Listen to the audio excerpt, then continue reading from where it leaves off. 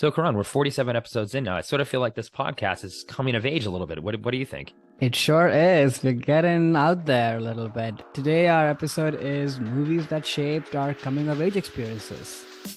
Hi, I'm Karan from San Francisco. And this is Alex from Los Angeles, and welcome to Movies That Shaped Us. We are two longtime friends who grew up on opposite ends of the globe with very different backgrounds, but we're both shaped and are still being shaped by the movies we see and love. In each episode, we'll cover a topic around important people, places, events, and moments in our lives, and then explore it through three of our favorite movies. So, coming of age, Karan. How did you approach this topic? This was a fun one, but also kind of an emotional one, kind of going back and watching some of these movies that, meant a lot to me when I was in those sort of stereotypically critical points in my life of the coming of age points. But I guess in general, to me, like coming of age is sort of a lifelong thing. You can be coming of age no matter how old you are. So that's sort of how I approached it. But, as always, these are not the best coming of age movies. These are personal to us. So for me, these movies sort of define critical moments of coming of age, but also critical aspects of coming of age. Like, what was I coming of age of, So that's sort of how I thought about this list. What about you? Yeah, very similar. I don't, like you were saying, also don't believe that coming of age is like there's a specific age where that happens. It's more of like an emotional journey that can happen throughout your entire life. And yeah, there are major milestones for sure, which is what the films that I'm talking about today, yes, there are themes obviously about coming of age and I relate to those themes, but I also were watching them and at times where I was sort of going through some of those things too in my life. But yeah, it's definitely an emotional journey that you are on. And yeah, it's not necessarily about checking boxes of, okay, now I'm at this stage, done. I've come of age like this. It's not a checklist. You continue to grow and change and come of age throughout your entire life because it is that emotional journey. Yeah, I agree. I will say that, yeah, some of my movies were movies that I was watching in that time, but there were some that actually retroactively fit moments that happened way before. Because I hadn't watched anything at that time. Because, growing up in India, especially those early years, like it was mostly Bollywood movie watching, and those movies tend to be kind of wholesome, family dramas, if you will, and there are aspects of coming of age. But I wasn't sort of looking at, oh, here's this like 12-year-old boy who's, going through a similar journey as I am. I didn't have much of that. And I know we'll get into some of those experiences in your movies. So I had to kind of almost relive some of those experiences when I was in, my 30s, like thinking back. So that was sort of interesting. All right. So do you want to share your number 3 movie that shaped your coming of age experiences? Sure, I'll kick it off. So my number 3 film is About a Boy from 2002. This is directed by Chris and Paul Weitz, co-written by Nick Hornbury based on a novel of his, starring Hugh Grant, Nicholas Hoult, and Toni Collette. The IMDb plot summary: Will, who attends single parent meetings to woo women, meets Marcus, a troubled 12-year-old boy. As they become friends, Will learns to be responsible while he helps Marcus with his studies. So this movie, for me, is we touched on this a bit already, that, coming of age is not necessarily a time period. It's an emotional journey that you're on. And for me, this movie represents that. And Will, who's played by Hugh Grant, is a character, I think, in his late 30s, early 40s, but is still acting completely like a teenager in every possible way. Teenagers are very selfish, and he was incredibly selfish. And it's not about being selfish and being alone and being this self-sufficient island. It's really about finding people that you love and care about and helping them and having them help you is sort of the journey that he goes on. And I saw this movie not when it came out in 2002, but a couple years later, like 3 or 4 years later. So I was out of college. And at that point I was sort of assuming, okay, I'm done. I came of age now, I'm a man and I can live my adult life. And seeing this movie at the time, I realized, oh, actually, no, like you can still grow and change, much like Will's character. And I'll get into a lot of more thoughts on the film too, but I'm just curious if you had seen this movie before and what you think of it. Yeah, I had seen this movie before and remember it very fondly for its comedic timing, but also its sort of vulnerability. But I hadn't thought of it or watched it ever since. And it was so fun to go back and watch this movie. To me, it like totally holds up. Such a tight screenplay, brilliant performances by really everybody. And yeah, excited to get more into the movie. But yeah, it sort of really hits that nail on the head that, no matter how old you are, you're always growing. And I think what I love about the movie is that it happens in a very organic kind of fashion. Like this movie Hmm. doesn't tie things in a neat bow. Like he doesn't suddenly become, a quote unquote grown up, Right, just like right. that. Like they take you on a pretty fun journey. The one thing I would say as a standout this time was when my memory of watching it as a younger person was that, Tony Collette and that whole situation so annoying, and Oh. I almost sort of felt like unaware younger person and maybe not so sensitive that all that bit was sort of played for laughs. And watching it this time, I felt so sad and sort of deeply moved by what was going on with her, just because I have a better understanding of just mental health Hmm. issues and what have you, and putting myself in Nicholas Hulse's shoes of like what a sad thing to be enduring as a little kid, but yet he's so interesting and interested and has like these self-developed coping mechanisms while his mom is going through hard times. And that whole bit is just handled so beautifully and so Hmm. thoughtfully, I thought, and holds up. No, definitely like the suicidal mother and what that's Yeah. like. And yeah, that also was an aspect because I haven't seen this movie in a while, maybe about 10 or so years. Definitely hit me a lot harder than it did when I initially saw the film, which, we'll get into this, a bit of a teaser for our next highlights of an actor.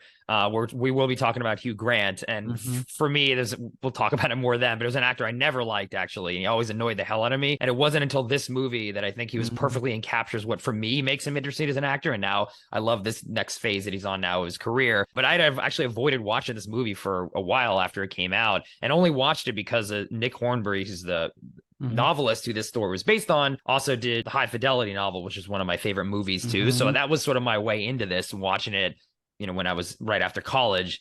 But I was very surprised that the themes of what this movie was talking about, and it did resonate with me. So, again, I think just to give people a little sense of who this guy is, it's Will, who's the main character, played by Hugh Grant. His father wrote some really popular sort of cheesy Christmas song. So he's basically Yep. living off of this wealth from his parents. He's has no job, has no career aspirations. He's just taking all this money in and living what, if you were like a 15-year-old boy, imagine like the perfect life. And that's what he's living. He's the Matt Bachelor life, can dates all these women, has all this nice TV and a nice car, Clothes, and it's a very clothes. 2000s capsule of Yes. fashion and, spiky hair and all of it. He's like the cool guy, Right, at right. least exterior from an exterior standpoint. Right, exterior standpoint. And that's what you would imagine if you were 15. Oh, that's what I love. That's an Yeah. adulthood, right? But then what you realize is he's incredibly lonely and sad and is putting on this sense of armor. It's even in the opening, I think the opening couple lines in the movie, it's like, look, all men are islands. It's good to be alone. It's Yeah. good to be self-sufficient. You don't want other people in your life because that's somehow a sign of weakness, which again is something I think as a teenager, you would think that that's what adulthood is, when really it's the exact opposite. And what he learns over this course of this film is that. And I think the big, turning point at the end of this movie, where the kid that he meets is goes up in the school performance and does this terrible job singing "Killing Me Softly," this Fuji song, and he's basically getting humiliated. Everyone's laughing at him. So then what Will does is goes up and then takes all the humiliation away from the kid, protects him, but making a fool out of himself. And the whole movie has gone through trying to act like the cool guy who is, always knows what he's doing in every situation and doesn't want to be made fun of. And now he cares enough about this kid to take all that away, like shield the kid from humiliation by being more ridiculous himself. And that is a major moment of growth. And yeah, he doesn't become the perfect person, right? Like you said, but I think just seeing that is like him realizing life is not about being an island. And that's a big thing that I think you don't necessarily learn right when you come of age at those quote unquote typical times of teenage years or going off to college. These are not things you typically learn. I think you just have to go a little older to learn that, or at least I did for sure. That it's more important about finding someone that you care about and love. He cared for this child so much so that he humiliated himself. And I think that is a big moment that resonated with me at the time and still does for now too. Yeah, it's a great scene. But like I was saying, even throughout the movie, like when he's celebrating holidays with all these people, Mm-hmm. through Marcus, like there's a monologue from his own mind, sort of just voiceover saying that this feels kind of good, because normally his holiday ritual is like, avoiding, first of all, his dad's cheesy Right. single. Number two, renting. I think he rents like Frankenstein or something, like or Oh, some some non-Christmas movie. Right. Yeah, non-Christmas yeah, movie, yeah. and watches that alone at home and seems to be totally satisfied. But this time around he has other people, and so it's about caring for other people, also, being vulnerable, because that's Hmm. what caring for other people and having other people in your life brings, right? That you have to open up, you have to give, and you have to put yourself in those vulnerable situations, and that's what kind of the movie tracks. But he falls back too, like Hmm. the whole Rachel Weisz character. You think in a stereotypical movie, you would think that by the time he meets her, he would be quote unquote healed from whatever problem he has. But Hmm. no, he sort of does the same thing, makes up a story, Right. or doesn't totally lie, but doesn't really Tell correct the her either. exactly. That when she Right. assumes that Marcus is actually his son, and Hmm. ropes in Marcus on this charade of him acting like a son, and it goes terribly wrong. But I think that was important, because I think people can change, but it takes a while. It happens bit by bit. And I like that the movie handles that pretty deftly.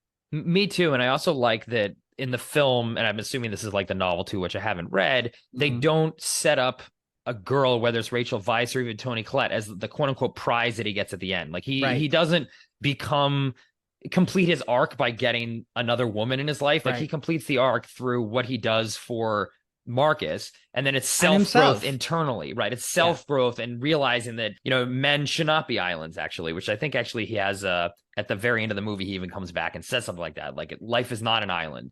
And it's that personal growth is his own reward. It's not like he is with Marcus just to get with Toni Collette, or Rachel Weisz is like the lesson that he learns. He gets it. The prize is, again, a romantic relationship, because it's showing that coming of age, it's internal growth, right? That he is going through. And that's that internal emotional journey. And I really do always like that about this movie, that it doesn't fall into a typical, okay, well, Hmm. now he gets the girl at the end because that's the reward or the reason why he's doing it.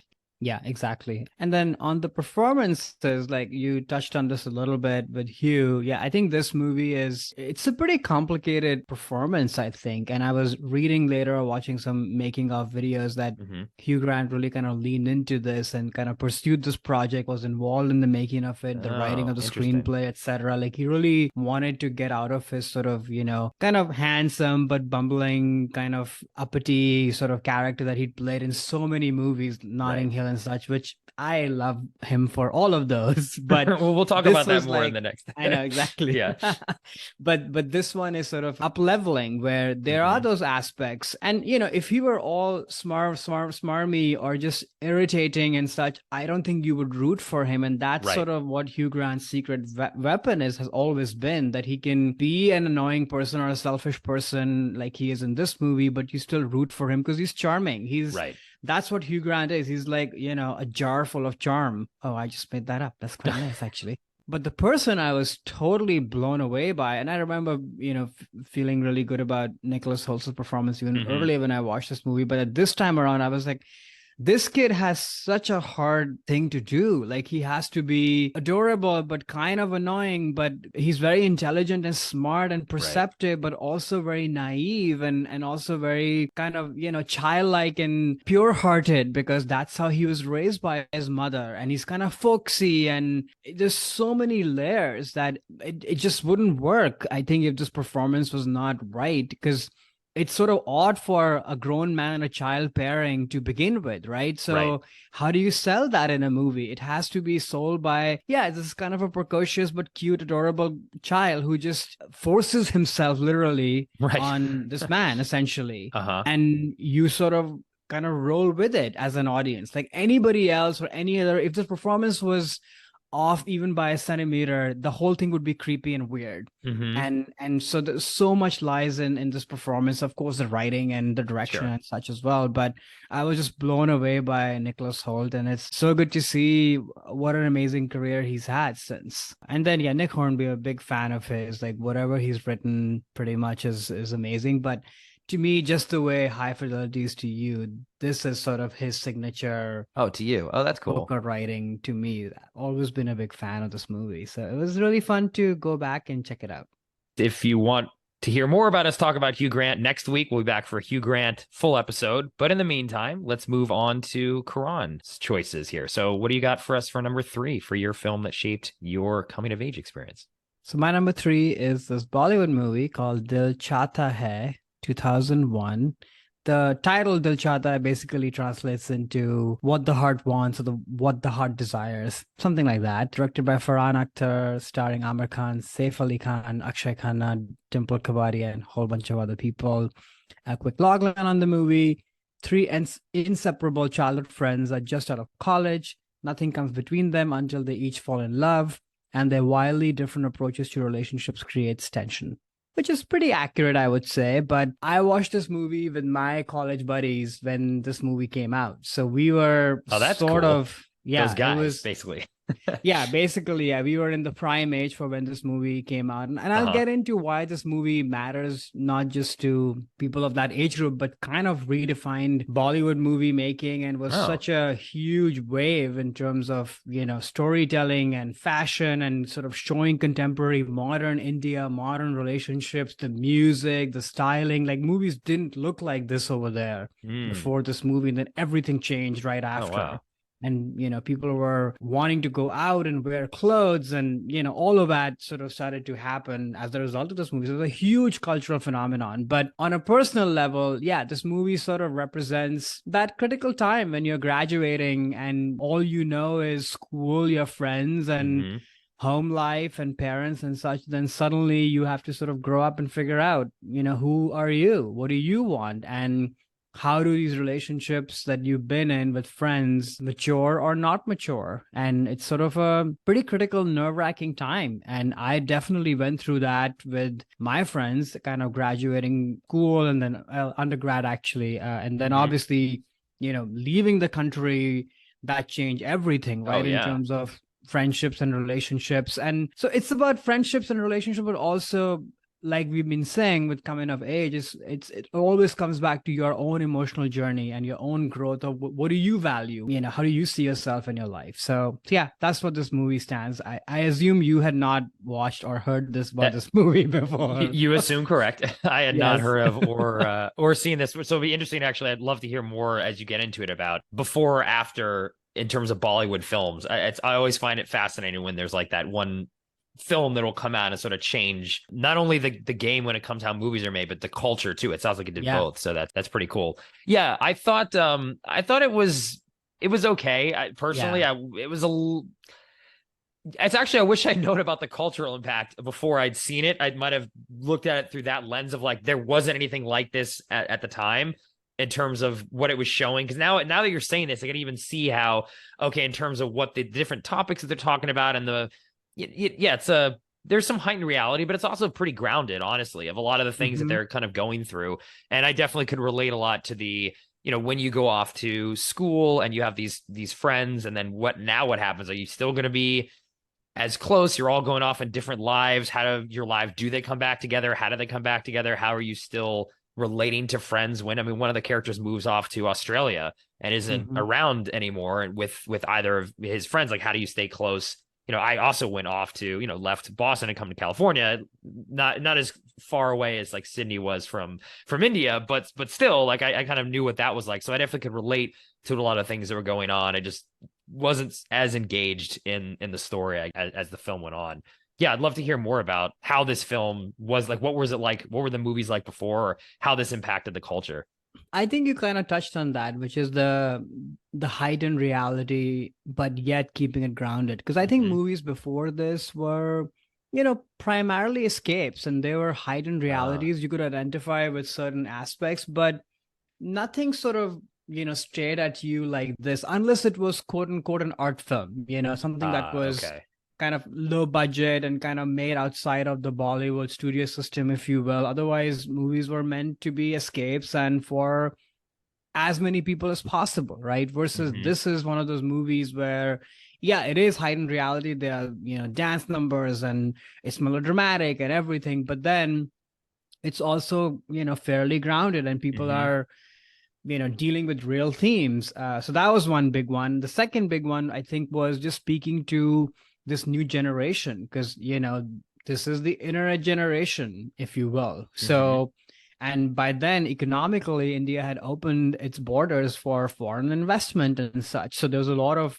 foreign influx of products, and the first wave of kind of multinational companies were coming in, and call centers were Mm. being set up, and as a result, people were getting more and more exposed to foreign culture. People were traveling more. It was just starting, right? So this Interesting. movie came right at that time and sort of exploded. Like, it was the first movie speaking to that generation that was, going through these life changes, if you will. Not that there weren't, movies focused on teens and people graduating before. They Hmm. were, Hmm. but I think this was, at least for our generation, kind of a big kind of punch in the face, if you will. And yeah, it is about romance, and because I mean, all Bollywood movies stereotypically end up being about love and romance, and Hmm. that's a big part of this movie. But I think that the main relationship of this movie is between the three guys. Right. And Yep. I think that's also a little bit unusual, that the thing that propels the movie, the thing that breaks the movie in its sort of kind of narrative arc is about the friendships. And I think Right. that was a little bit unusual as well.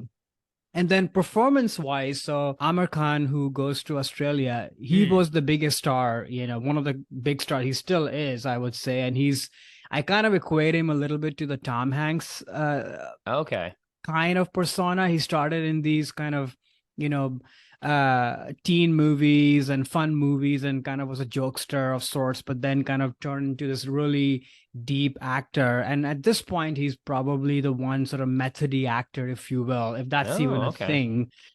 He was in Lagan, which was Oscar nominated and such. So for him to be in a movie like this, where he's this kind of, larger than life persona who's kind of annoying and irritating, but also charming and Right. such, the soul patch does not hold well at Well, all. that It's that like, dated it in a cool way. oh, I was I like, was like, oh, take that nice. off, take that, I remember the you early know, 2000s. oh, Yeah. very bad. So he's sort of that, but then the other guy who's Sev, who's Samir, who's kind Oh, of yes. this sort of bumbling idiot sort of person, but yet has a heart of gold. Like, he hadn't really had a big movie success until then, and this movie kind of showcased him in as an actor, like somebody who can play this, fairly grounded person. And Akshay, who's the third guy, he also was fairly new on the scene, and he was sort of the position as kind of this mature thinking man's actor, if you will. So there's a good, there's something for everybody. So that was the big thing, as us, as kids, or college, not kids, I guess, but college graduates, like going and Yeah. watching this movie, everybody was picking who's who. And Yeah. I, Yeah. of Yeah. course, was the thinking Oh. person. And I was like, No oh, soul patch, huh? yeah, Yeah, not you so, don't no have a soul soul patch. patch, huh? No, no. No soul patch. No, no, I was not into that even then. But so everyone was kind of taking sides Oh, of that's who is cool. who in that movie. And I was like, oh, I'm the Sid of this kind of group who's like thinking and is mature. And of course, it's not true, but that's what I believed. That's funny. Actually, as you're talking about all this, I mean, I don't know if it's like an exact kind of one-to-one comparison, but it just makes me think a lot of a movie we actually already covered on the podcast for Boys in America. I'll just say boys, but American Mm. Pie, which came out Yeah, in 99 around the same time too. I was right. also graduated from high school like the kids were in that movie. Start a lot of careers, and it was a lot of similar discussions. Obviously, again, the themes were very, very different. It was Yeah, more a little bit more Americanized. sexual. Right, because that's America. That's what Yeah. we do with things. But as you're talking about this, like, oh, that movie actually came to mind a lot in terms of for my generation on this side of the Pacific, a movie that was similar-ish in terms of how it defined a lot of moments. Yeah. Which that's also a coming of age movie too. So maybe this is like an Indian American Pie in a certain way, Yeah. not. And again, not to compare, but No, that's you're right. I with. never thought of it, but I think there are definitely parallels there. And I don't think we'd had a movie like this, like I said before. Mhm. But then I think the truth is that you, at least watching it again, I had not watched this movie since that time, because Oh, this really? was, Wow. yeah, it had Oh, been so long, and yeah. it was so ingrained in my consciousness that I remembered so much of these songs. I used to sing with my Hmm. school or college band, and I sang so many of these songs on Oh, stage, cool. and won prizes or lost prizes and such. It was so ingrained in my life, this movie, that I just then took a break from it. So it was Hmm. kind of emotional to watch it again, and took me back to all those people and those times and everything.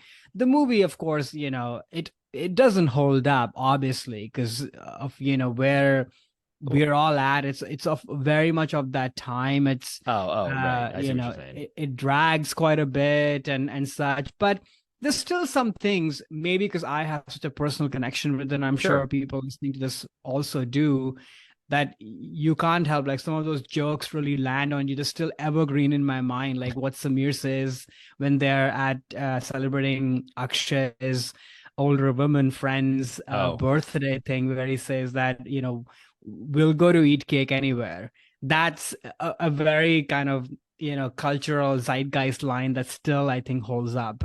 So there's many such moments that yeah. hold up.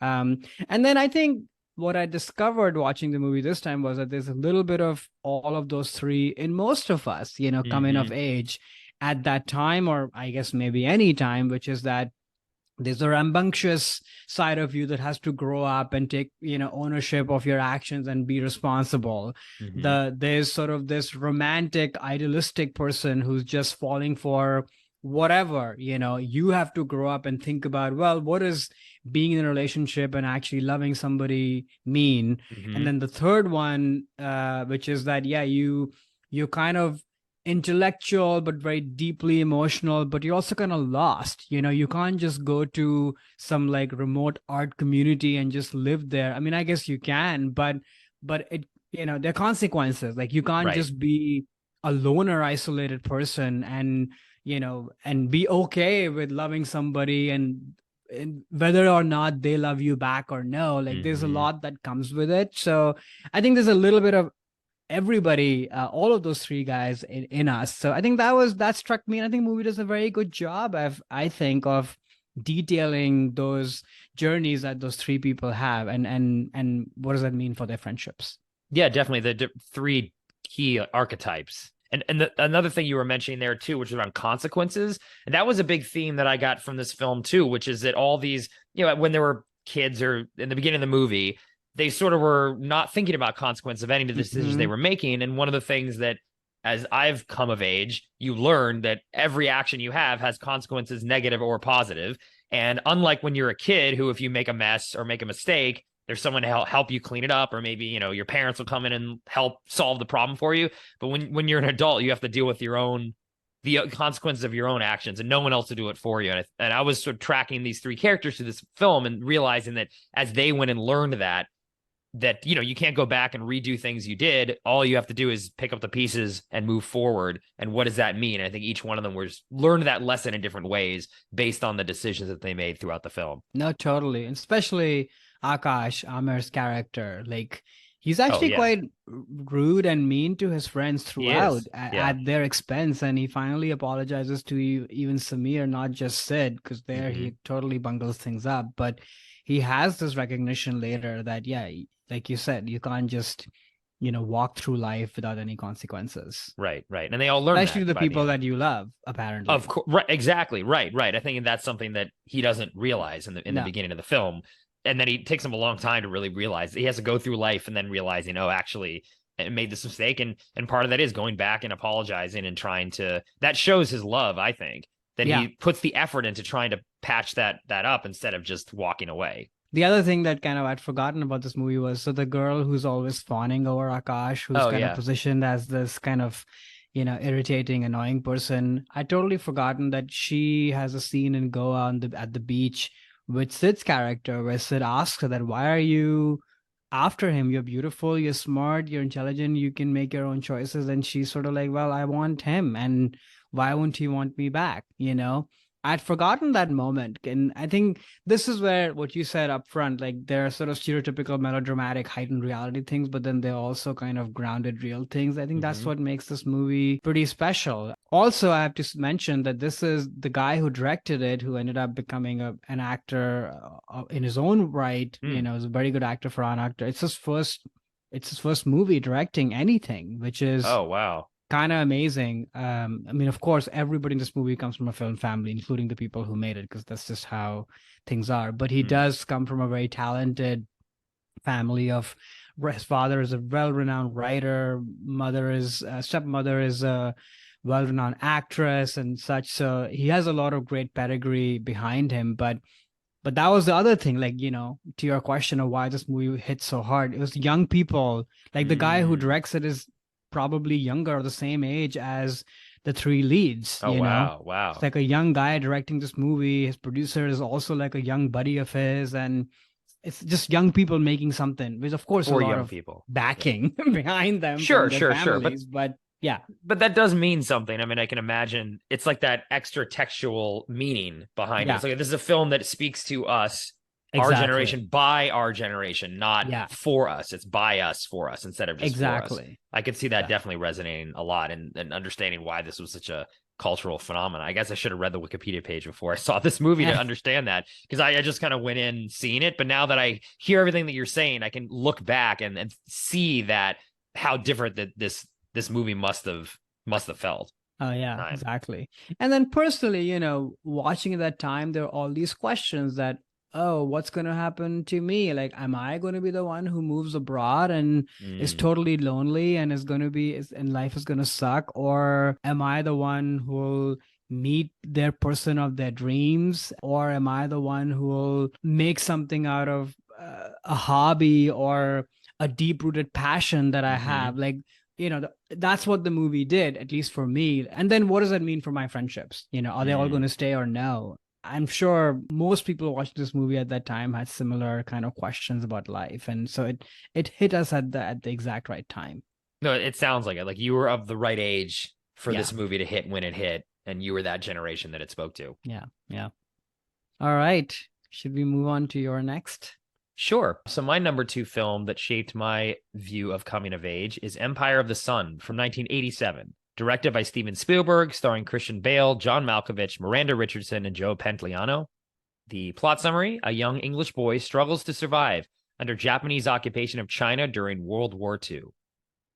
For me, this movie symbolizes a big part of what coming of age is always meant to me, which is going off on your own, where your parents aren't there anymore to do anything for you, and they were for your entire life up to that point. Like whatever age that is, where you either leave home or maybe your parents pass away, where you no longer have that safety and security of parental support in the same way. You're in a bubble essentially as a child, much like Christian Bale's character is Jim, who's a very young boy, again living in China, in this neighborhood that's essentially just a part of England.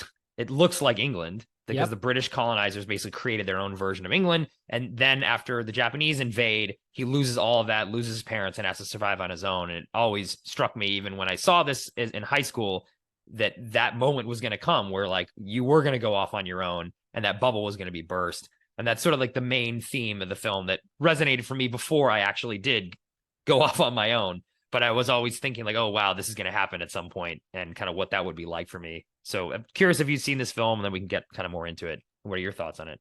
Yeah.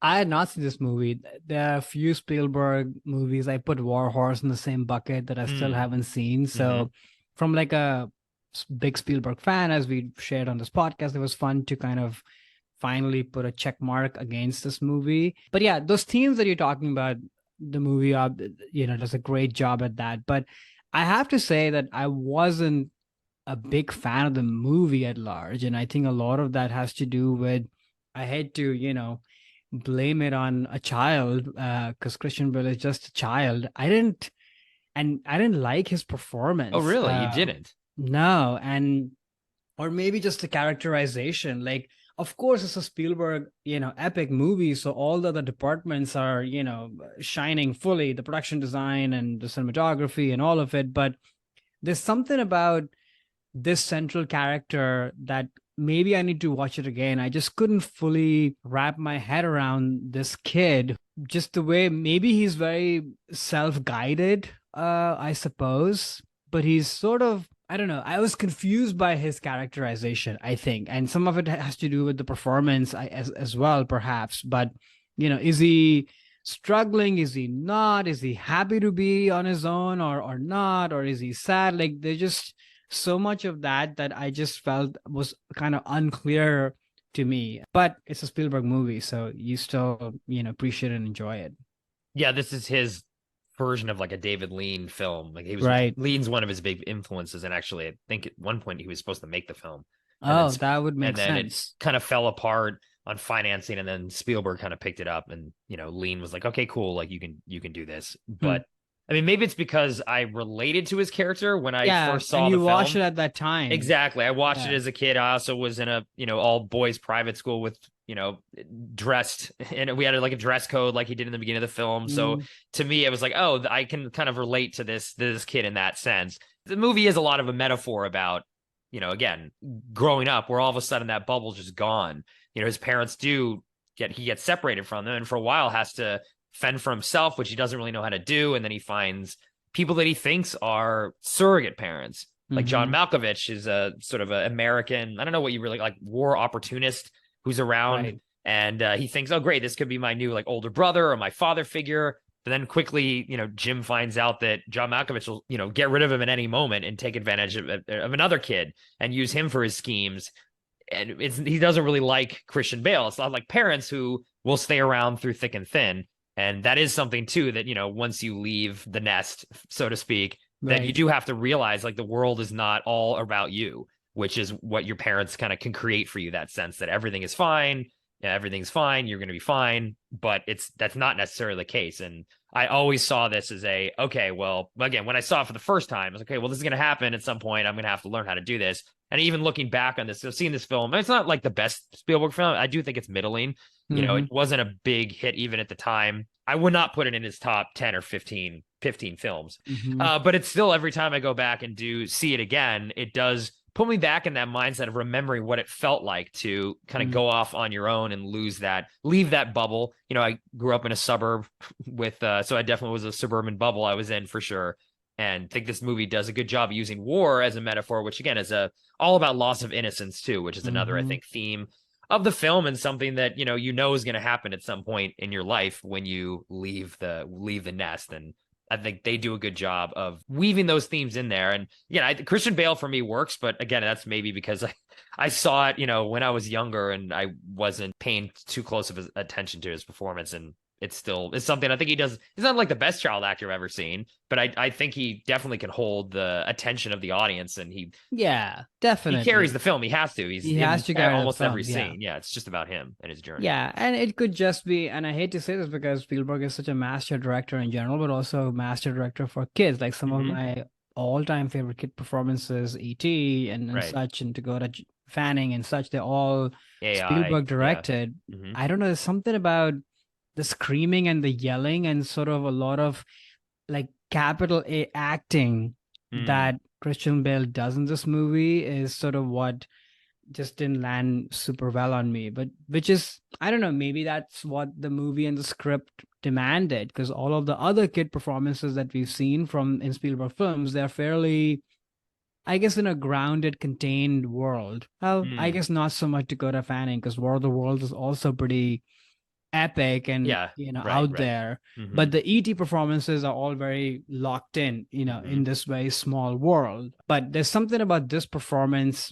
Maybe it's also because we know who Christian Bale is now, who's Right. known for his Right. deep immersion and kind of capital A acting. So Mm-hmm. maybe there's a little bit of that playing with my head too, because you can see kind of the beginnings of that. But here they're obviously very rough and very pronounced because he's just a kid, Right. of course. Right. So Right. He's still uh, learning he's still his acting. learning, Yeah. but yeah, it felt very loud and overdone to me, Mm-hmm. and that sort of took me out. And like I was saying earlier, I was unclear of sort of where this kid's character is, and maybe that's the point. I was just trying to relate myself with that. If this were to happen with me, like I would be a total wreck. But then we'll start to figure out, okay, how do I survive? How do I move forward? Versus this kid, I never got the sense that he felt alone. That side of kind of those quieter moments where you would see somebody really struggle through this just never came through to me. Yeah. I thought the beginning part of the film, when the Japanese invade and then all the British have to leave their sort of faux Britain Yeah. town, that what I always liked about that part of the film was that he was so, even though the word come, the Japanese, everything was about to change, he was still in such denial about it because he had been so protected his entire life that he's like, okay, well, this is normal. Like, this will be fine. Like, his housekeeper comes. He's like, hey, can you help me? And obviously, she doesn't work for him anymore. And she slaps him in the face. She's Right. like, no, you suck. We're stealing all your parents' stuff. Like, no, the world has changed. Like, get over it. And I don't know why. Like, I always liked how he was so protected that even when this whole bubble does burst, it takes him a very long time to actually realize that, okay, that not only is it burst, but that you can never go home again. He can never go back. And the interesting thing about this character too is, that they're eventually the British put in an internment camp, and then after the war is over, they're supposedly going to go back home to England. But he was not even from England. He was born in this faux British town in Mm-hmm. Shanghai, so he literally can never go back. Like his past is completely gone. And Mm-hmm. I don't know, that always resonated with me too. I've seen this film maybe like half a dozen times over my life, and I haven't seen it in about 10 years. And since the Fablemans, which is the Spielberg sort of, I guess, biopic, if for lack Mm-hmm. of a better word, that he made last year, like every time I see a Spielberg movie now, I can only view it through that lens. Mm-hmm. And especially this movie is like so much about divorce and Right. losing your parents, that perfect world that he had as a Oh yeah. child when the parents separated. It's all right there and so obvious, which is not anything I ever would have thought. My parents were not divorced, so I was not a child of divorce. I was never something in my mind. So I never saw it through that angle. But now it's like so blatantly obvious how much he was just channeling his own emotional pain and shock and his trauma from that experience into the Jim character in this film and what the themes are. It's like no wonder he Yeah. made this. Yeah. It's No, like so obvious always. now. Definitely. Yeah. But yeah, to what you were saying earlier, to me, that's kind of I take it as the opposite. Like if somebody was so protected, how would they have the tools? Like in that whole stampede in the beginning where he gets Mm-hmm. separated from his mom, he's like totally unfazed. He's totally fine. And I was like, oh, you're so protected. You lived such a privileged life. How are you okay? And that's the part that it Mm. just I couldn't sort of figure that part out. And maybe it's because he's this willful child. He's very smart and very interested in sort of, planes and the war and such. And maybe he has those tools, but that's the part that I found very hard to believe. I wish Mm. that shown that, yeah, this kid is very protected, but is actually worldly and has, what it takes to survive because he's unfazed by any of this stuff. Yeah, I think he hasn't, speaking of like consequences, like we were talking about in the last film, I don't think he knows what those are yet. He literally just thinks everything's still going to be okay. He's never experienced precarity I before. guess. He never thinks there's no way he could actually be in real danger. It's impossible because he never was. And Mm, they do skip actually in the narrative. There is a flash forward when they get to the internment camp, and then they do cut forward, X number of months or maybe years ahead. And then all of a sudden now he knows everything. He's running around. He knows all the right. jobs. So they do skip that part of, at least on the screen, there is no moment of like realization, or they don't focus on that, at least on screen. So I think that was a failing of the narrative and sort of seeing that arc. They like cut out a key portion of it, and all of a sudden now, okay, cut to, and now he's this worldly kid who can do all these things and runs Right. around and knows everything, and you don't see him learning it. You just see him like denying it, and then all of a sudden now he knows everything. So that might Mm, be what you're picking up on there. There is sort of like mhm, skipping a part of his journey there.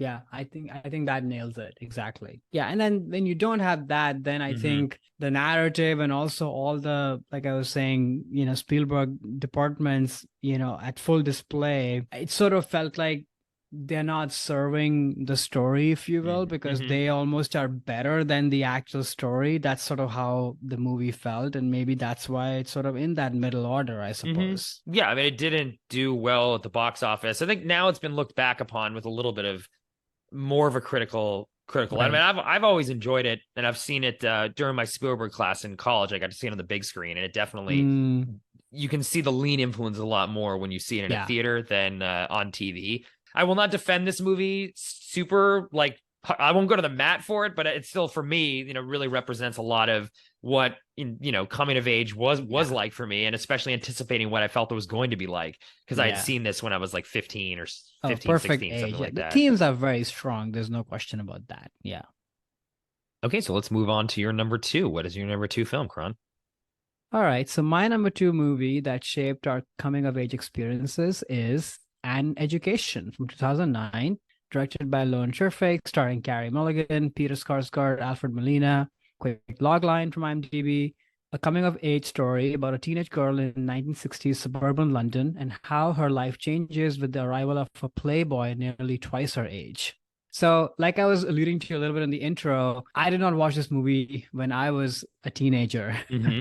myself. I watched Hmm. this movie in my 30s, kind of when it came out. But it sort of resonated with me on a deep level of two things, I guess. One, as a teenager or somebody in college who's doing well in school and, had a good home life, friends, and everything, but sort of had this manifestation of like a charmed sort of erudite sort of life in my Hmm. head of like, oh, wouldn't it be cool if I like went to Europe and lived over there and Uh-huh.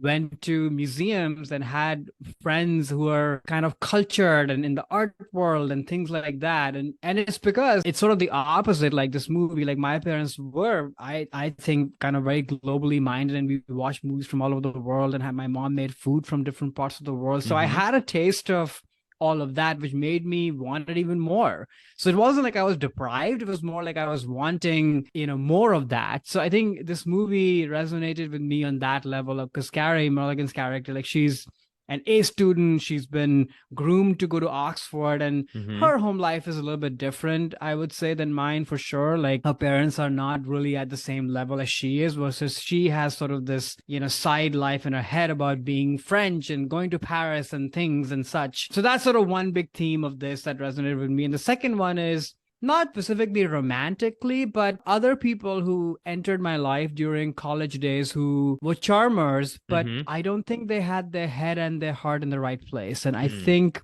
without getting too personal, they probably took advantage of me and I lost sight of what mattered. And I lost sight of school and grades and the people that really mattered. And they took me for a ride for a little bit. And I Hmm. think there's some of those aspects of this movie that also resonate with me, which are all about coming of age, right? Like, how do you trust in yourself? You can be all figured out in your own mind as a young adult, but it doesn't mean that you are. And you Right. have to go through some trials and tribulations. So I'm getting ahead of myself, but had you watched this movie or heard of it? I had heard of it, but I had not seen it. I remember the trailers, and I know like Carey Mulligan got a lot of attention for this role, and it was an actress that I had been following for a while. She was on an episode of Doctor Who before this, and I was like, this Mm, actress is going to be somebody, and now she has got this amazing career. And I guess, I pictured in my head it being like a romance movie, and it isn't, and yeah, that surprised me in a good way. Actually, I was like, okay, I think I know where this is going, and then there is a twist in the film, and it turns into something that I was not expecting it to be about, and which are, I think, a lot of what you're talking about, the sort of the seductiveness of when you're not an adult yet, but you kind of want it because you think there's an idea of your head about what that is and what that yeah, means. And it's not all that. I mean, it is some of that, but what she learns in this movie and the education that she gets then is it's not what it's cracked up to be. There's a darker side of that, and a darker side of wanting to rush into that too quickly. And there are consequences to yeah, that, and sort of skipping some things that, like going to school, which is something her parents were like, you just got to go to school. That's part of what it means to grow up. And she wants to rush right into the living like the high life as like a young adult. And you can't really, or at least what this movie's saying is you can't really do that. There are no shortcuts. You got to go through life. And I think that's a lesson she learns the hard way, unfortunately, because she gets bamboozled by the lead male in this film. yeah. And then I think the other interesting thing about the movie is because of its time and place, it brings up these good questions about, okay, what is this hullabaloo about getting to Oxford even about? Right.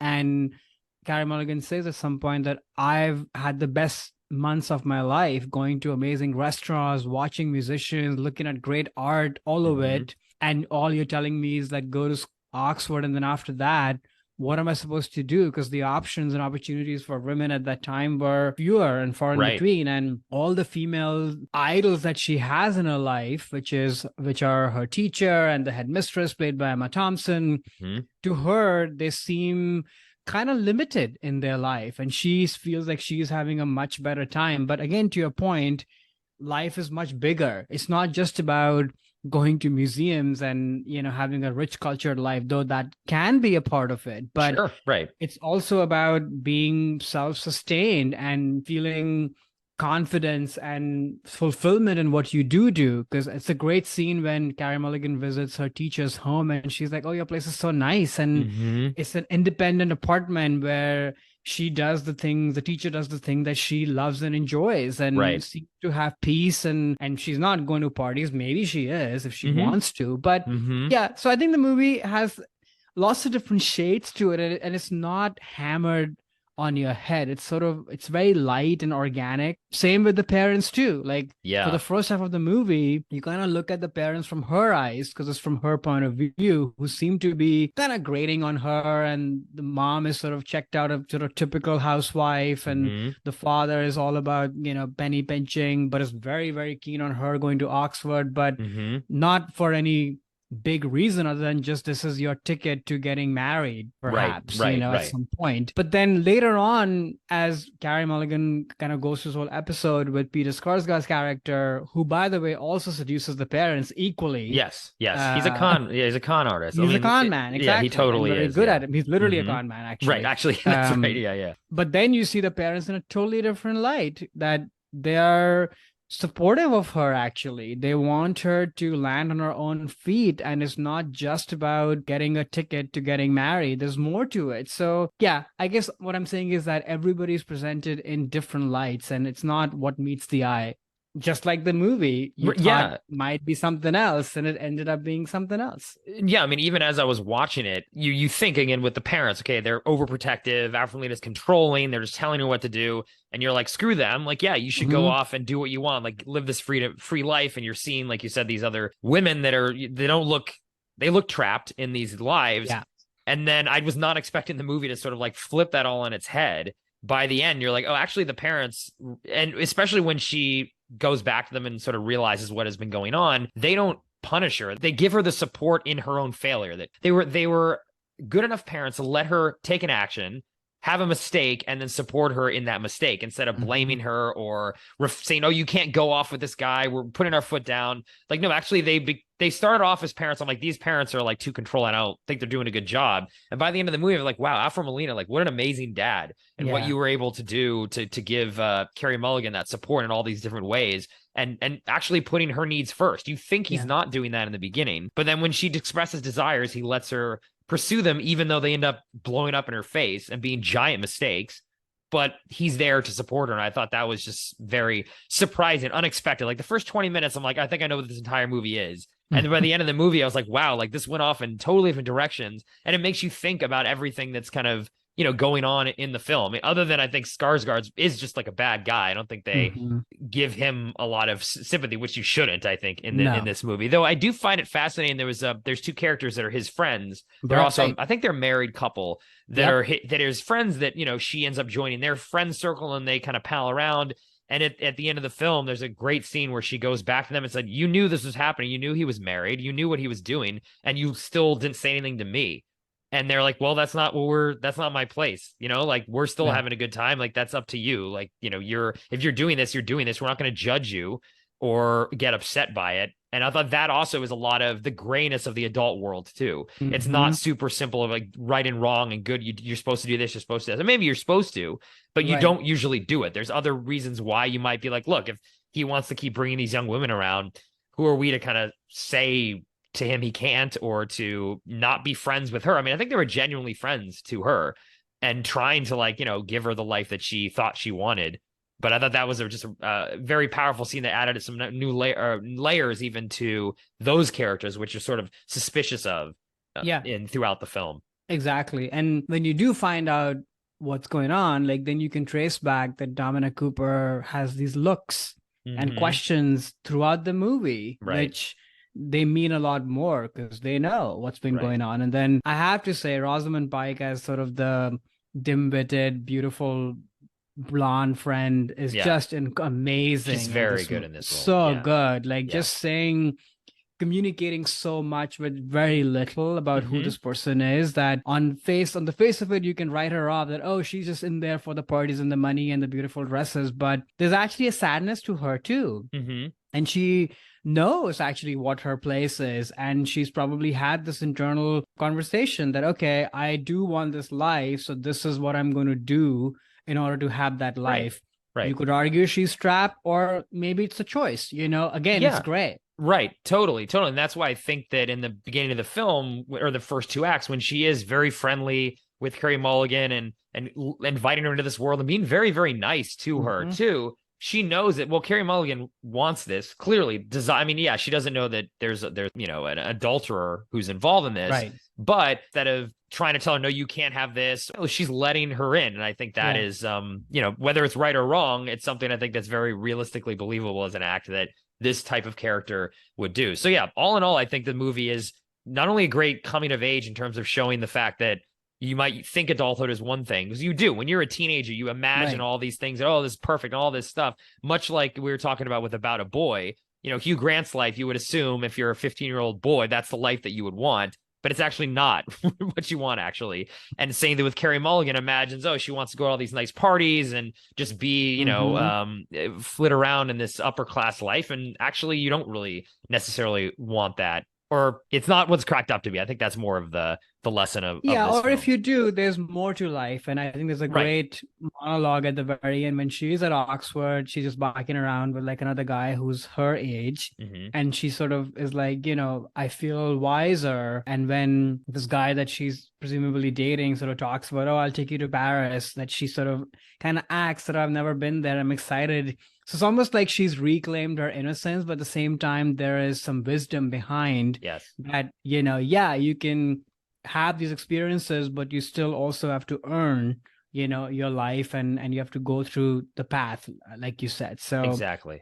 she's wiser for it. Yeah, it was interesting too. That once I saw this is the first time I saw it. Right at the end, I was a little bit for actually a couple days just thinking about the ending and thinking it almost seemed to be like too neatly tied up. Like Yeah. she messes up, but then she gets everything she wants anyway. Even though, yeah, she did grow a little bit, but I almost was like, well, feels weird that she's not. There's something negative doesn't happen to her at the end. But then again, I think the way that end movie ends, like that monologue you just talked about, is like, look, there's phases of your life that you have and they're over, and then you learn from this a new chapter, you turn the page, and it doesn't necessarily have to be your whole life is over, or now all of a sudden Mhm. she's kicked out of her parents' house and punished Mhm. by the story. And that actually kind of made it sit better with me the more I thought about it. So you know what, actually it's a nice little fable in a way of someone who grew up too quickly, learned her lesson, and now she's just the wiser for it, and is going to have a more fulfilling life moving forward because of those mistakes that she made.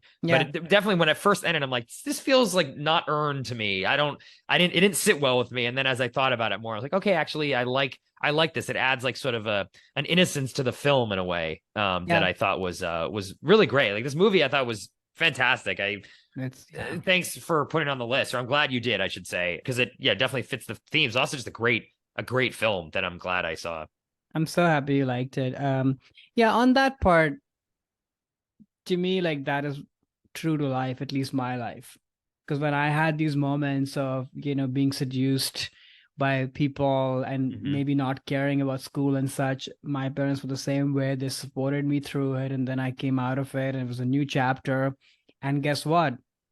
It wasn't like I was totally, better for it forever, forever. No, Hmm. it takes a while. So, like you said, like this is just this chapter. Hmm. Is she gonna dream something else up in Oxford and maybe make a wrong decision or a wrong choice? Of course, Right. she will. Hmm. That's just what life is. But we're just getting this slice of her life. I mean, I would Hmm. love to see a sequel of this movie that what happens to her in Oxford, Hmm. because it's just what makes us, Right.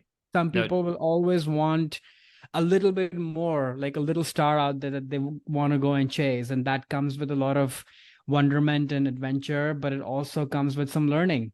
Right. Exactly.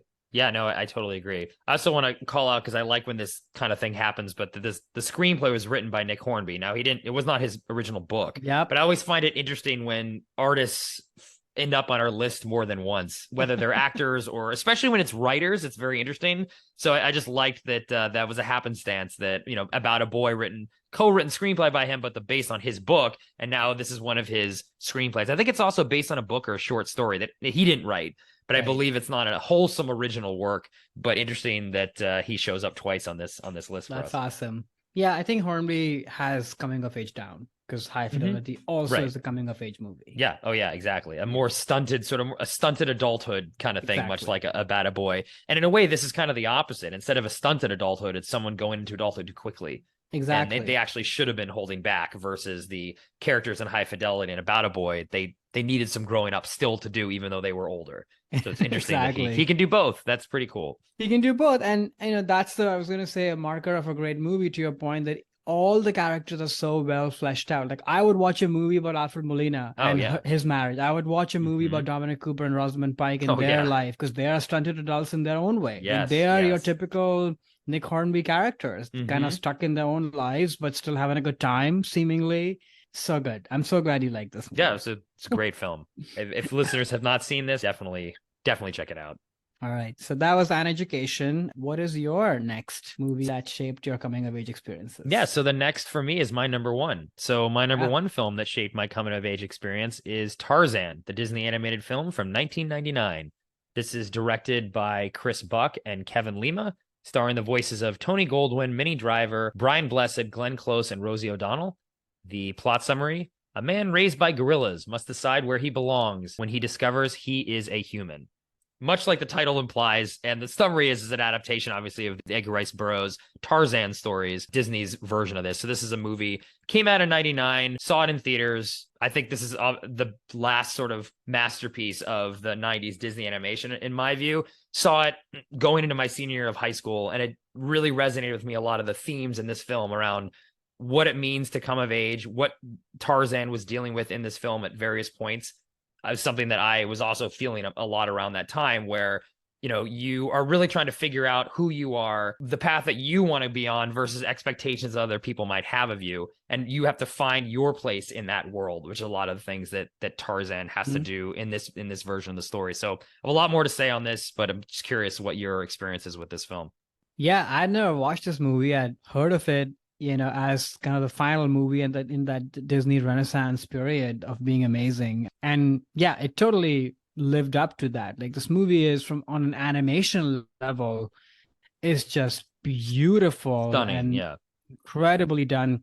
Like that whole sequence of when we get introduced to the girl and the hyenas and everybody are attacking, like that is like a master class in animation and just filmmaking in general. But yeah, the themes of the movie, which I'm very excited to hear more about from you, are everything about coming of age encapsulated from, leaving home, learning to be an adult, falling in love, finding who Hmm. you are. Like all of those things are captured beautifully in the movie. And a Phil Collins score to Yeah. go with. Yeah, which I think that actually is where I think the hearts of this movie really are in his songs. And I'll say, Yeah. like, I'm not a huge Phil Collins fan. No, Like, same. Genesis is okay. That he's an English rock star for people that are not familiar with Phil Collins. He was in Genesis, which is a big English pop band in the 70s and 80s, and then went off on his solo career.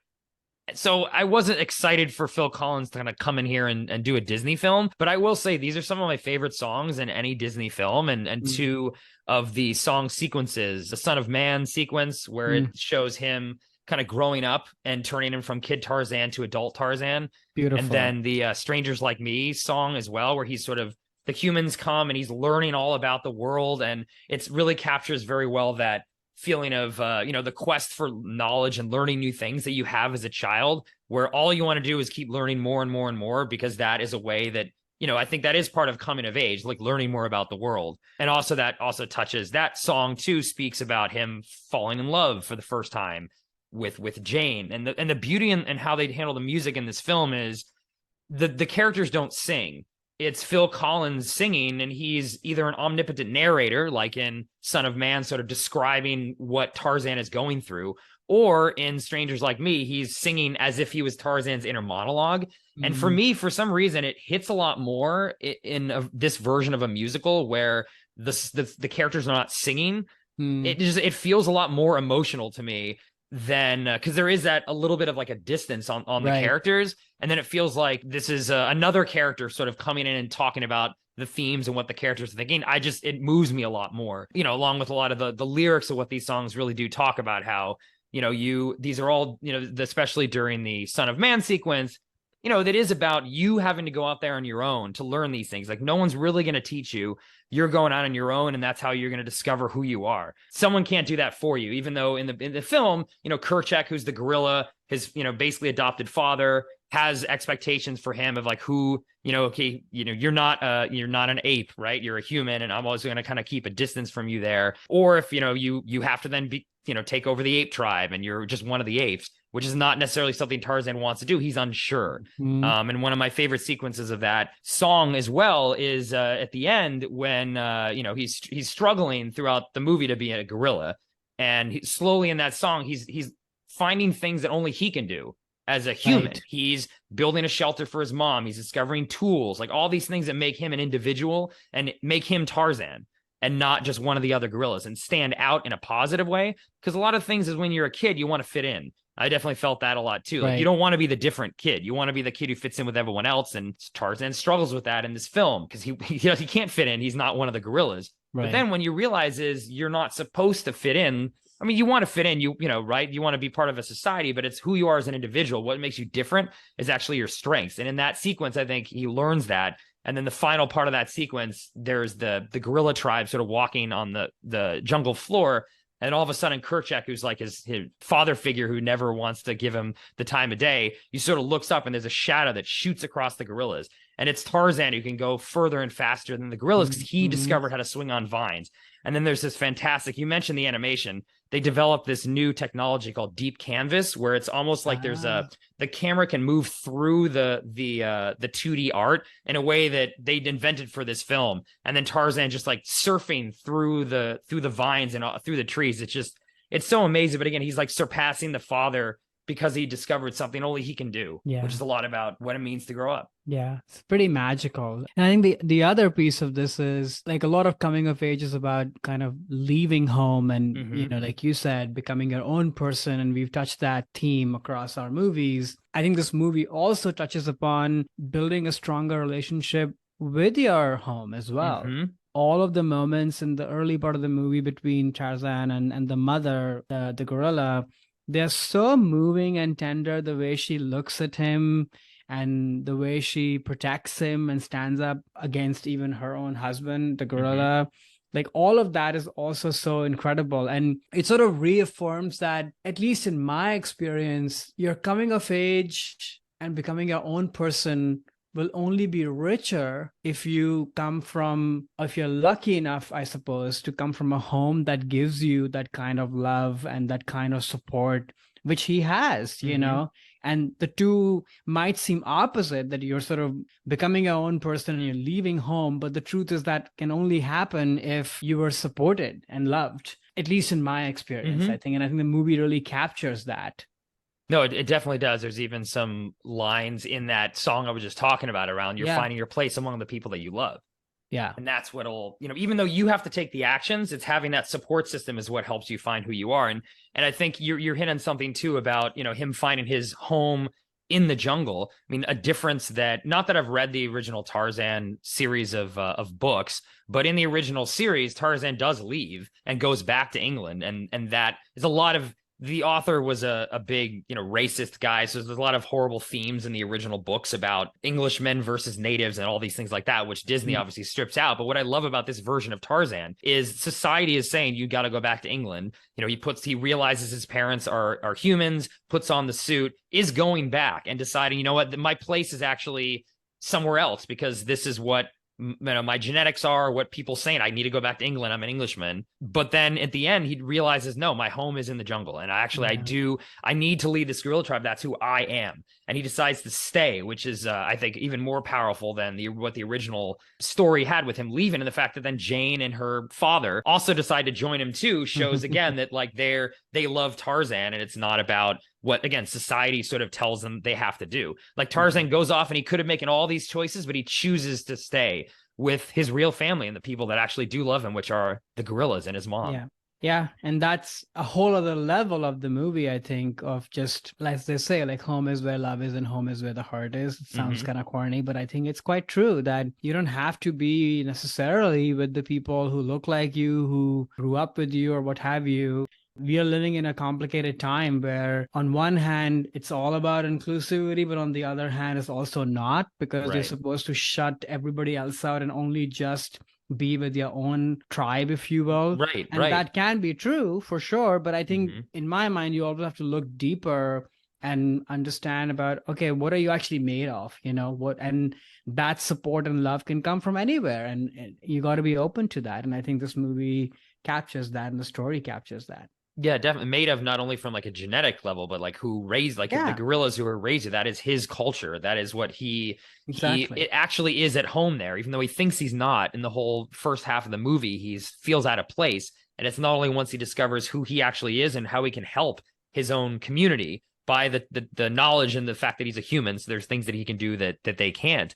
I think then he finds his place where his home is instead Yeah. of having to leave home and finding a new place. And that's a lot of the journey of coming of age and growing up. It's like you're figuring out, like, where do I belong? Right. And it is with the people that you love. And maybe those aren't not your home. Like some people don't come from, loving and supportive background Mm-hmm. and they find their tribe somewhere else. But what I love about this movie is that Tarzan realizes that he can still be different amongst where he comes from. Really powerful. Really Also, powerful. too, I think there's a reading on this film that I think it's one of the quote unquote like wettest Disney movies ever made in terms of the sexual tension in this film. That you can Yeah. read this also as a sexual awakening Yeah. for Tarzan and Jane too. I mean, she comes into the movie dressed in full Victorian garb, and as the movie progresses, she loses more and more of her clothes to become freer. And at the end, Yeah. she has her little jungle outfit swinging on there with Tarzan, and you can really like the sexual tension between the two in an animated film. I've just never seen anything like that before, which is another part of coming of age too. Like Yeah. that whole awakening that happens as you get older and start falling in love and all that. I think this movie for a G-rated animated film kind of mentions a lot or kind of touches on a lot of those sexual themes, which I also find just unique. And this movie I still think is just fantastic. And I love this movie a lot. Yeah, I agree. No, that's definitely true. Like, right from that whole hyena sequence that we talked about earlier, when he meets Mm-hmm. Jane for the first time, like, he's protecting her and such, but there's just a lot of, like, to me, the frenetic energy and the color explosions and the movement of all of that is also representative of the sexual awakening side of things for both of them. And Mm-hmm. and when the noise sort of calms down, how they sort of check each other out quite Right. literally Yeah, is exactly. is Actually, is yeah. very much in there. So no, Yeah, the they're both movie looking up each other's skirts at one point. basically. They literally are. Yeah. I was not gonna say, but that's right. Yeah, they are. Yeah. No, this is I was very happy to see it. Thank you for putting it on the list as well. Cool. Yeah, and if people live in my neighborhood and hear me blasting Phil Collins in my car, that I hear that music going around, that's me blasting "Strangers Like Me" driving through the neighborhood. I just love this soundtrack too so much. Okay, Karan, I think we're leaving the jungles of Africa. Where are you taking us for your number one film? So my number movie that shaped our coming of age experiences is Bridesmaids from 2011, directed by Paul Feig, starring Kristen Wiig, Maya Rudolph, Rose Byrne, a bunch of other hilarious people. Quick logline: competition between the maid of honor and a bridesmaid over who is the bride's best friend threatens to upend the life of an out of work pastry chef. I guess that's true as a logline, but I think this movie is about so much other stuff than just that. But yeah, I watched this movie when it came out. Mm-hmm. It was pitted as this sort of, oh, women can be funny, women can be raunchy and all of that. And it was a huge hit, and all of that is true. And I laughed a lot in the theater when the movie came out, but I don't think it hit me on any deeper level when I first saw it. I watched it and sort of forgot about it. Mm-hmm. And then through like just watching this movie on TV, and then ended up buying the DVD and watched it several times over the years following. Of course, the movie is like hilarious and quotable. Like, I can probably quote like most of this movie because I've seen it so many times and it's like Yeah. written so well. But to me, this movie was always about, of course, friendship between Kristen Wiig and Maya Rudolph, but really more about that coming of age journey that Kristen Wiig goes on, which is that, you're an adult. Mm-hmm. The things that you've invested in and tried, relationship, your own business work, what have you, have not panned out. And your friends have sort of have or are moving on to a different stage of life and you're stuck behind. Hmm. And what does that do? It is going to rupture friendships, is going to bring out the crazy inside of you, and you have to deal with all that. And I think that's what this movie has always represented to me, in addition to being really funny and with amazing characters and such. So yeah, I'll stop there. But I know you were not a big fan of this movie when you first Yes. watched it, so I'm very curious to hear how was it this time around.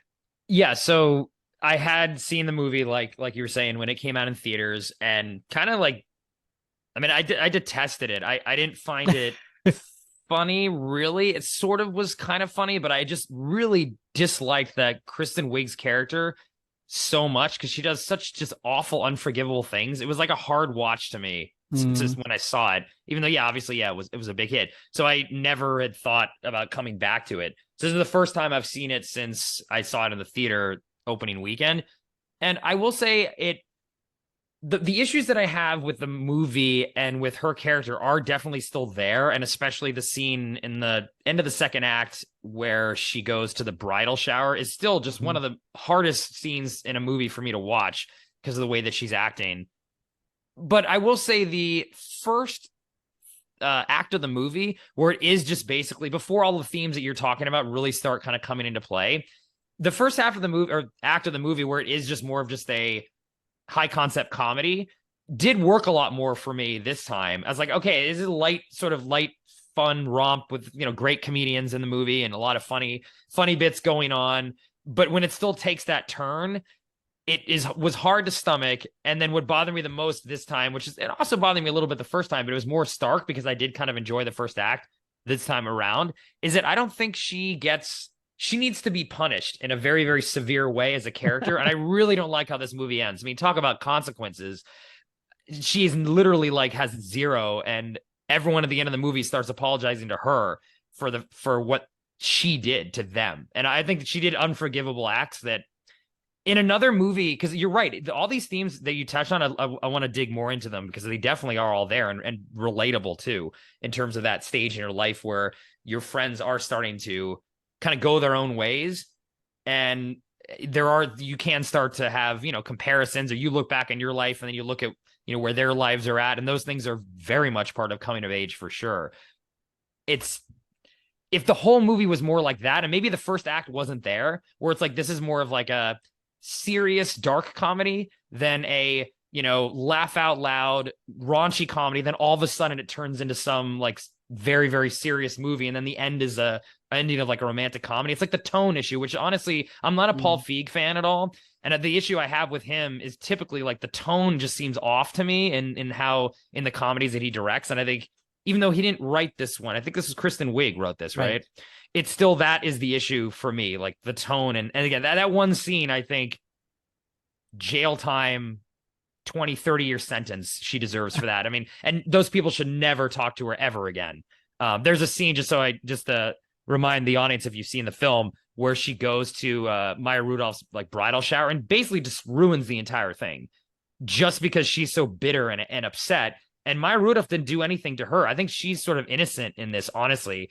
They didn't make her into a villain, or even the other characters that I played for, maybe they're kind of being mean.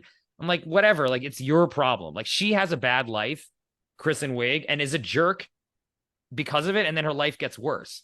And then she gets forgiven at the end. So I think her arc to me just still bothers me. But I will say on this rewatch, the first half of the movie, when it is just that raunchy comedy, did work a lot more than I remembered. I actually was laughing at a lot parts of it. John Hamm's incredible in his Amazing. scenes. Yeah, but I'd love to Yeah. dive more to these themes because I think you're right in terms of this movie's a lot more than just a raunchy comedy. Oh, yeah. Yeah. I can understand. Like, if that sort of was your central issue with the movie, of sort of her character and the fact that she should be punished and what she did was sort of really wrong, which I understand, then I don't think the movie will work on you. Like, to me, Yeah. I took it very differently, which is that she is in a bad place, and I think she's ends up with, guess what? Like, before things start to trend up again towards Mm-hmm. the end, she has no job, she's no friends, Mm-hmm. she can't pay any of her bills, she's living with her mom. Right. I think enough punishment has happened, and I think you see that from the beginning, right? Like, this is a person who not only has been, dealt like the bad hand, like she opens the bakery right before the recession, Hmm. and she's in a relationship with somebody who then dumps her because the business fails. Right. But even in addition to that, like her self-esteem is very low. The fact that she is, having John Hamm just be part of her life is such a low self-esteem place to be at. So I think Hmm. there's enough there for me to then understand that, okay, how does this person just keeps, digging their grave Hmm. by doing worse things? But then it's just not that either, because Maya Rudolph has also been kind of seduced by this new life that she's entering. Like, they come from a normal background Hmm. financially and Hmm. class wise and such, and now she's getting married into a richer guy who's part of, this club of Hmm. richer people and what have you. There's a whole class thing that's happening, which I think Maya Rudolph is realizing as she's kind of going along. And part of her friendship with Rose Byrne's character Helen Hmm. is kind of a representation of that she's kind of seduced by it. And in some ways, it's sort of the two, Maya Rudolph and Kristen Wiig, kind of going on opposite, journeys, if you will. Hmm. And to me, that is a central clash of it. So yeah, I don't, I understand what you're saying, but to me, it's obviously heightened reality. Like, that scene of Sure. the Right. bridal shower is very uncomfortable. And when I first watched in the theater, I was sort of perplexed by why everybody was laughing, because I found Yeah. it so Yeah. horrible to watch. But I think on subsequent viewings, it's it is sort of funny in a dark comedic kind of way, but to me it's still actually the lowest point in someone's life. It's actually quite True. sad and heartbreaking that somebody could go down to those levels, that you act out that way, let alone to anybody but to your friends or to your friend. So I don't know. To me, that generates just empathy that, oh my Mm. gosh, this person is in such a bad state.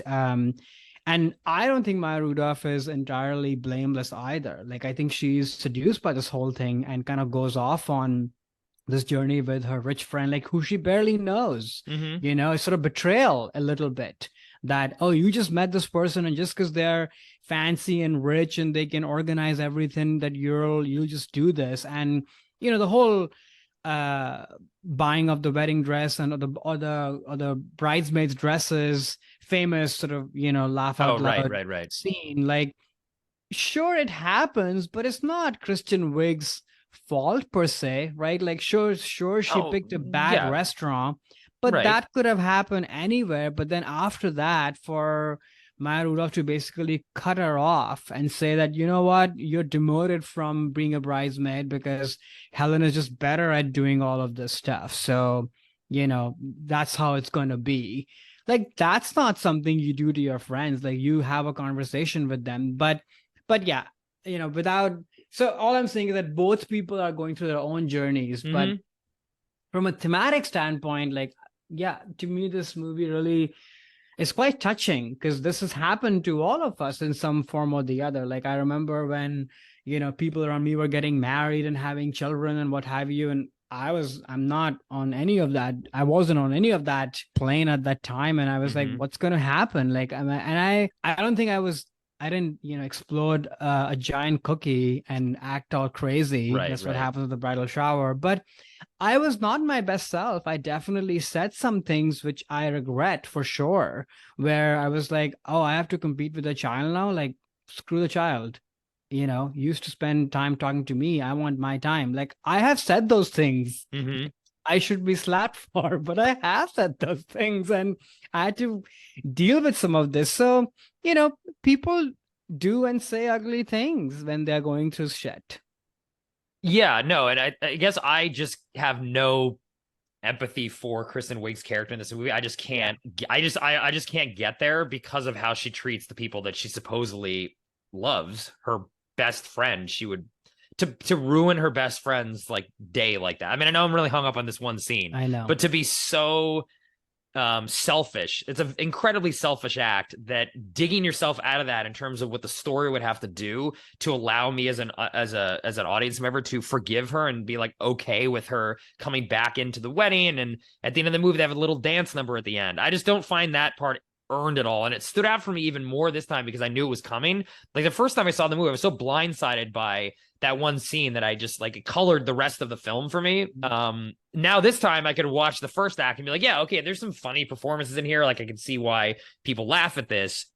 But then it was more stark of like this turn. She just goes back and again, everyone apologizes to Kristen Wiig for how they treated her.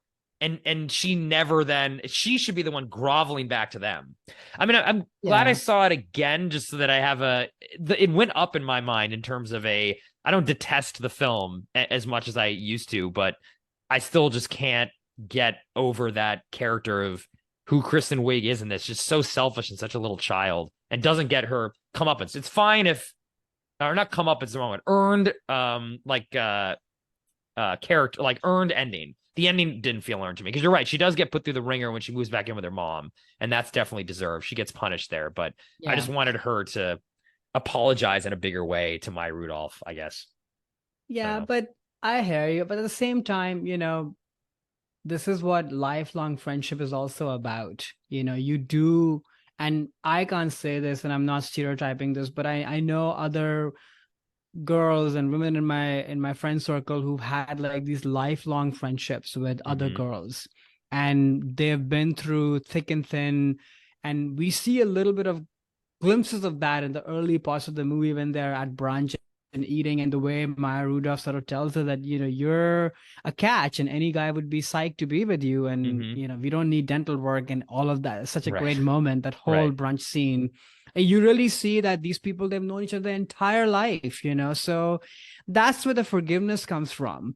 And is it all going to be totally fine? Are they going to be the way they used to be? Probably not, because this experience was jolting for both of them. And guess what? Maya is going to be in a different circle anyway, entirely. And Christian is going to have to find a new life, basically.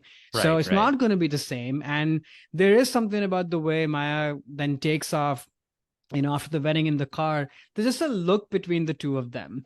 There isn't some like big breaking down hug that, oh, you came and, you fixed my dress and you made the wedding okay, or any of that. No, there isn't that, because she's moving on.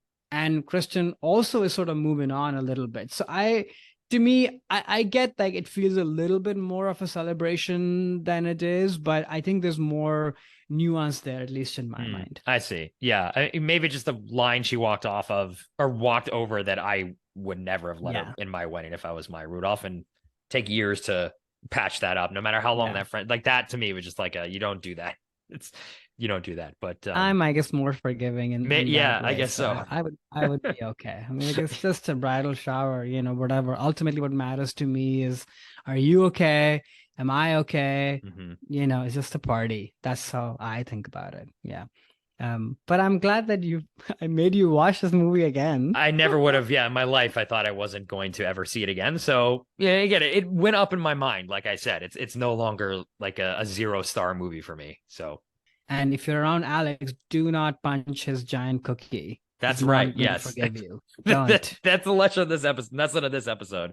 Yeah. If I invite you to my bridal shower, do not smash my cookie up, because I will never anywhere, That's